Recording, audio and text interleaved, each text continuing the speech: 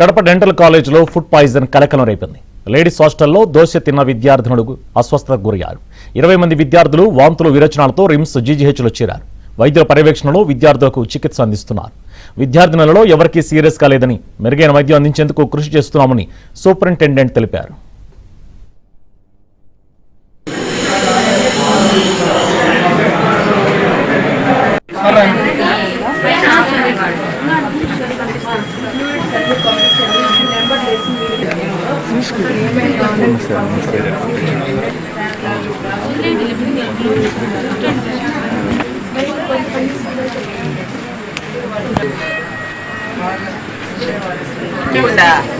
Eight members hostel food poison కోసం diarrhoea and stomach ఏక్ వల్ల క్యాజువాలిటీలో admit అయ్యారు.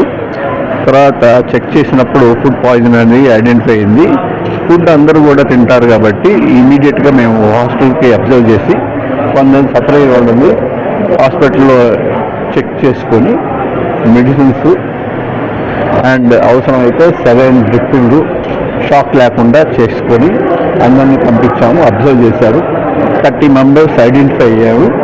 అందువల్ల 30 మెంబర్స్ రిస్క్ తీసుకోకుండా అవసరమైతే అడ్మిషన్ తీసుకొని 1 డే అబ్జర్వ్ చేసి బాగా ఉన్న తర్వాత డిశ్చార్జ్ చేద్దామని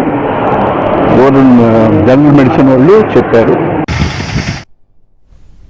కడప డెంటల్ కాలేజీలో ఫుడ్ పాయిజన్ సంబంధించిన డీటెయిల్స్ కడప నుంచి మా కరెస్పాండెంట్ శ్రీనివాస్ ఫోన్ లైన్ అందిస్తారు. శ్రీనివాస్. సుధాం, కడప రిమ్స్ డెంటల్ హాస్పిటల్లో లేడీస్ హాస్టల్లో సంబంధించి ఫుడ్ పాయిజన్ జరిగి అస్వస్థం గురయ్యారు. సుమారు 20 మంది పైన విద్యార్థులు అస్వస్థం గురి కావడం జరిగింది.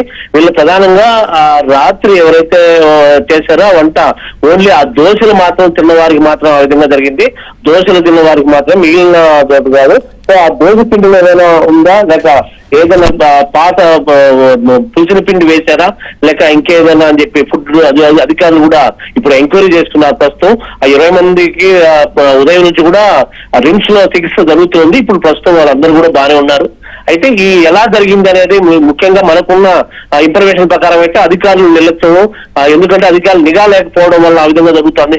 అది గతంలో కూడా జరిగిన సంఘటనలు ఉన్నాయి. సో దీనిపైన ఫుడ్ ఫుడ్ కు సంబంధించిన అధికారులు కూడా ఎంక్వైరీ చేస్తున్నారు. ఎలా జరిగింది కలెక్టర్ ఆదేశాల మేరకు ప్రస్తుతం ఆ 20 మంది ఆరోగ్యం నిలకడగా ఉంది. Sudha. Right, thank you Srinivas.